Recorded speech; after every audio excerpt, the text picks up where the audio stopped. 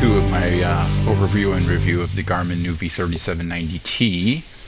In this part, we'll do some basic navigation and I'll wrap up with my thoughts on the unit. So let's jump right back in. As far as navigation goes, there's a couple of ways you can do this. From the main screen here, you can view the map. And if you tap anywhere on the map, you can scroll around. Let's say you know in general where you want to go. And then you can simply tap and then hit the go button, and that'll take you to that specific location on the map. If we go back to the menu here, we can hit where to, and we can select different things here. We can do a specific address. If you've set your home location, you can just route automatically back home.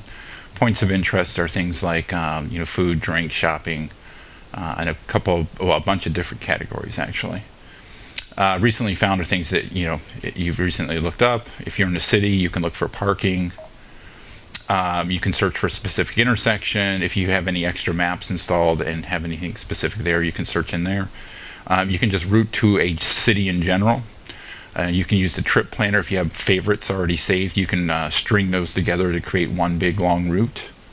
Browse the map would take you back where we were. You can put in specific GPS coordinates also. But let's talk about the main selling point of this unit is going to be the voice command features. And I'll go ahead and demonstrate that here, hopefully, if this will work correctly. Generally, it works very well, by the way, but we'll give it a shot. Voice command. Speak a command. Find by name. Speak the name of a popular place. Subway. Did you say subway? Yes. Searching for subway. Select or line number. 1. Would you like to begin navigation? Yes. Okay, so I was just talking in a pretty normal voice. And I have this set up indoors simulating a route, so that's why I'm getting this pop-up. I'll go ahead and tap yes, and we'll go ahead and just watch you for... Please drive to highlighted route. Voice command. Speak a command. Volume. Volume is at 20%. Mute. Exit. Okay, so that gives you an idea of how the voice commands work. My experience has been, in relatively low to moderate sound environments. Let's say you got music going, it shouldn't be a problem. But obviously, if you're jamming music really loud, you're going to have to turn it down. Also, what'll give it fits is talk radio. So, you're going to have to lower the volume on that before you start spouting off voice commands to the unit. So that basically covers how you would navigate with the unit.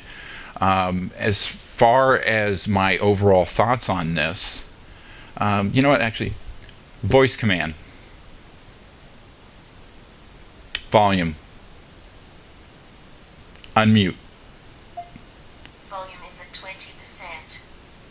exit.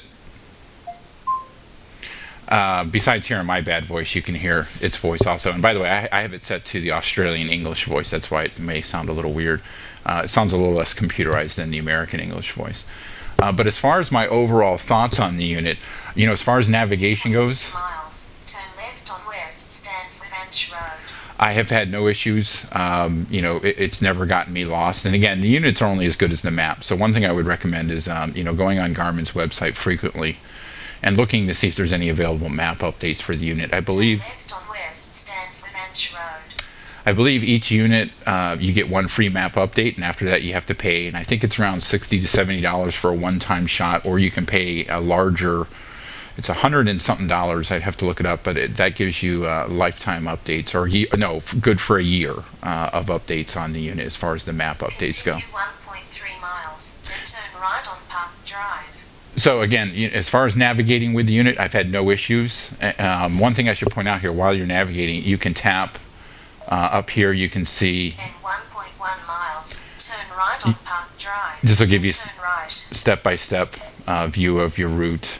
If you want to look at the trip computer, just keep track of all your variables as you go. Your current speed, direction, your arrival times, your fuel costs used, And it's got an overall odometer that keeps track of mileage also.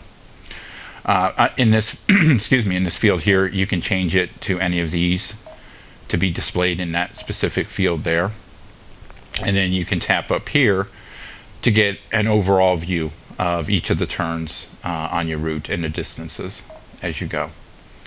And then traffic, I mentioned this earlier, we can look at the traffic map here.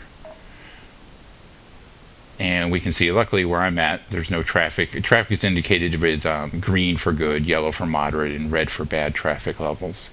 You can, excuse me, can also do a search to see where there are traffic tie-ups, just in case you're planning a trip or something like that. Here's again, I'll get into my overall thoughts of the unit. Here's a good example of one bad thing with this, and it depends on your point of view. You get these little pop-ups here that they call coupons or ads. And you'll see those from time to time on the map. Usually, as you navigate, it's usually like when you come to a stop, or you'll see them pop up on screen, but they don't interfere, when you're coming to a turn or anything like that. The reason they're there, that's what's paying for your lifetime. And if I didn't mention this before, you get lifetime traffic with the unit. But your payoff, or for that, is you're going to have to put up with those occasional pop-up ads. I had a 1690 before this, and they were a lot more annoying on that unit. Here, I haven't honestly noticed them that much. I think they've toned them back. Turn right onto Yona Way. You can turn those off, but in so doing, you're turning off traffic. So just keep that in mind. Again, it does come with lifetime traffic, so that's the price you're going to pay, is seeing those occasional pop-ups for coupons and ads and stuff like that.